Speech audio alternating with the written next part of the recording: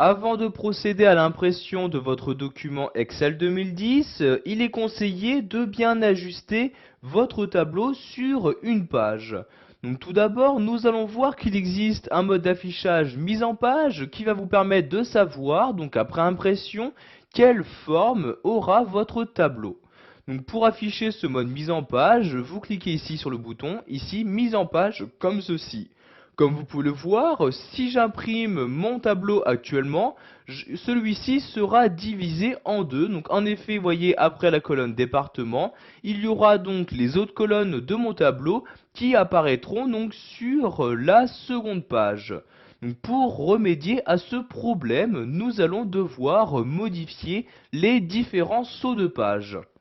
Donc pour modifier ces sauts de page, nous allons de nouveau changer de mode d'affichage et ici utiliser le mode d'affichage aperçu des sauts de page.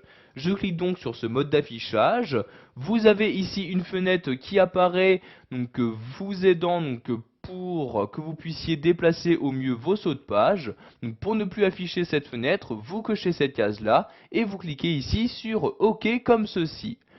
Comme vous pouvez le voir, vous avez ici un saut de page qui apparaît. Ici, il s'agit de ce trait ici en bleu.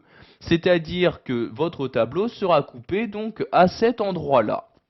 Si vous souhaitez par exemple modifier la coupure de votre tableau et par exemple le diviser entre ces deux colonnes-ci, donc vous allez déplacer cette ligne-ci donc en cliquant dessus et en maintenant le clic de votre souris, vous la déplacez donc ici un cran à gauche comme ceci. Je lâche le clic de ma souris et voyez mon saut de page s'est maintenant déplacé. C'est-à-dire que si je retourne ici dans le mode mise en page, vous pouvez voir que maintenant la colonne département apparaîtra bien sur la seconde page. Vous pouvez également gérer donc les marges. Ceci vous permettra de gagner un maximum de place sur votre feuille pour mettre le maximum de votre tableau. Donc pour modifier les marges de votre document, vous vous rendez en haut et cliquez ici sur l'onglet mise en page. Une fois dans cet onglet, vous avez ici l'outil marge qui apparaît. Donc je clique ici sur marge pour les modifier.